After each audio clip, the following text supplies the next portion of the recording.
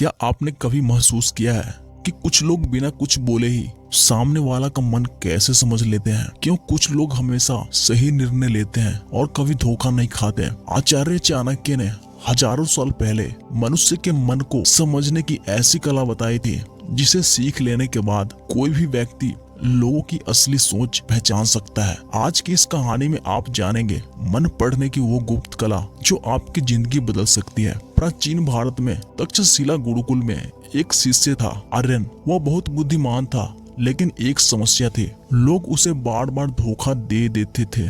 दोस्त उसका फायदा उठाते, व्यापारी उसे गलत सामान दे देते और वो हमेशा सोचता, मैं लोगों को पहचान क्यों नहीं पाता। एक दिन वह आचार्य चाणक्य के पास पहुंचा। उसने पूछा, गुरुदेव, क्या सच में किसी के मन को पढ़ा जा सकता है? चाणक्य मुस्कुराए और बोले, मन शब्दों से नहीं, व्यवहार से पढ़ा जाता है। और चाणक्य ने आर्यन को बाजार ले गए। एक व्यापारी बहुत मीठी बातें कर रहा था। आर्यन बोला, गुरुदेव, यह व्यक्ति बहुत अच्छा लगता है। चाणक्य ने पूछा, उसकी आंखें देखी है? आर्यन ने ध्यान से देखा। व्यापारी बार बार नजरें चुरा रहा था। चाणक्य बोले, जो व्यक्ति आंख मिलाने से डरता है उसके मन में कुछ छिपा होता है। पहला नियम, मीठी बातें पर नहीं, आंखों और आत्मविश्वास पर भरोसा करो। अगले दिन चाणक्य ने जानबूझकर आर्यन को कठिन स्थिति में डाल दिया। कुछ छात्रों ने उसकी मदद की, कुछ दूर खड़े तमाशा देखते रहे। चाणक्य बोले, सुख में सब साथ होते हैं, पर संकट मनुष्य का असली चरित्र दिखाता है। दूसरा नियम,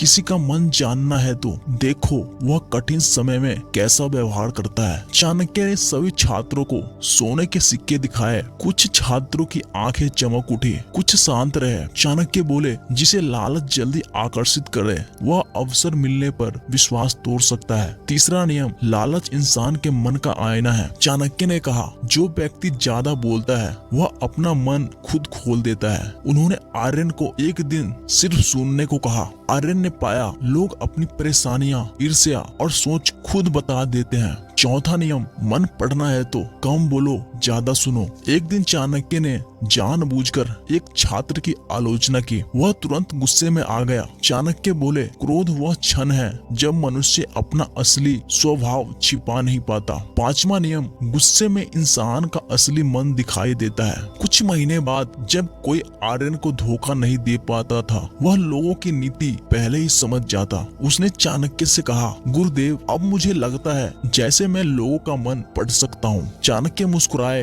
तुम मन नहीं पढ़ते, तुम व्यवहार समझते हो। मन पढ़ने की कला कोई जादू नहीं, यह ध्यान, अवलोकन और अनुभव की शक्ति है।